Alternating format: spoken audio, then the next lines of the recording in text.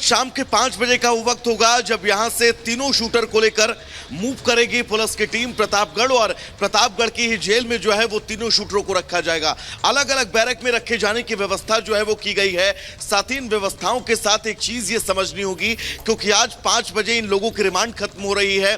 अब ऐसे में सोमवार या फिर मंगलवार वो दिन जब एक बार फिर से रिमांड को लेकर एप्लीकेशन मूव की जा सकती है सीजीएम कोर्ट में, क्योंकि आज छुट्टी का दिन है। तो पहले ये उम्मीद थी कि रिमांड मजिस्ट्रेट के यहाँ इन तीनों लोगों को हाजिर किया जाएगा, जिसके बाद आगे पुलिस अपनी कस्टडी की मांग जो है वो कर सकती है। लेकिन अब तक की जानकारी के मुताबिक इन 5 लोगों को सीधा अब यहां से रिमांड खत्म होने के बाद पुलिस यहां से सीधा जेल भेजेगी प्रतापगढ़ की, और सोमवार या फिर मंगलवार तक एक बार फिर से सीजीएम कोर्ट में एप्लीकेशन मूव की जा सकती है रिमांड को लेकर, अगर एसआईटी की टीम रिमांड चाहेगी। क्योंकि तमाम सुमित ऐसे सवाल हैं जो सवाल अभी भी बिल्कुल, और आज ऐसे में रिमांड मजिस्ट्रेट के सामने अर्जी लगाई जा सकती है। वैभव, आपके पास लौटेंगे। हमारे सहयोगी मोनिका भी हमारे साथ लगातार बनी हुई है। मोनिका, इनपुट ये भी कहते हैं कि इन तीनों हमलावरों की जान को भी खतरा है और इसी वजह से पुलिस लाइन में सुरक्षा व्यवस्था के कड़े इंतजाम किए गए हैं और साथ ही प्रतापगढ़ जिला जेल भी शिफ्ट कर दिया जाएगा।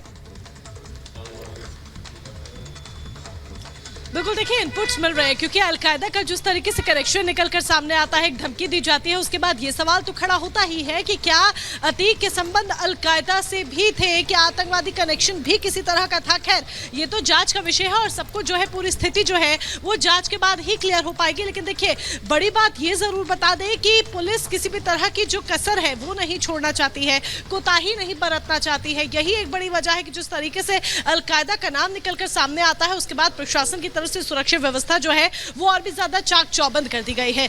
पुलिस लाइन में तो सुरक्षा व्यवस्था चाक चौबंद है ही, हर एक चीज पर निगरानी रखी जा रही है, चप्पे चप्पे पर निगरानी रखी जा रही है। तो वही दूसरी तरफ अगर हम प्रतापगढ़ जेल की बात कर ले तो जिस तरह से जानकारी मिल रही है, क्योंकि हमारे सहयोगी भी वहां पर है, प्रतापगढ़ जेल में भी सुरक्षा व्यवस्था के चाक चौबंद बंदोबस्त किए गए हैं। सुरक्षा व्यवस्था और भी ज्यादा कड़ी कर दी गई है क्योंकि बेहद महत्वपूर्ण हो जाता है ऐसे में, क्योंकि ये लवलेश है, सनी है, अरुण है, ये एक एक कर जिस तरीके से खुलासे कर रहे हैं पूछताछ में, और अलकायदा का धमकी भरा जो चिट्ठी है वो सामने आती है। बिल्कुल, जो एक के बाद एक खुलासे हो रहे हैं मोनिका, वो कहीं ना कहीं लगातार चौंका रहे हैं। उनकी निशानदेही पर एक के बाद एक चीजें भी खुलकर सामने आ रही है। बने रहिए हमारे साथ, विवेक भी हमारे साथ यहां पर जुड़ गए हैं। विवेक, सुरक्षा व्यवस्था जो है वो इंपॉर्टेंट मसला है, क्योंकि जिस तरीके से हत्या कर दी जाती है इससे पहले अतीक और जो है उसके भाई अशरफ की, सवाल यह है कि अब इन शूटर्स का जब मूवमेंट होगा उस वक्त किस तरीके तमाम चीजों का खास ख्याल रखा जा रहा है।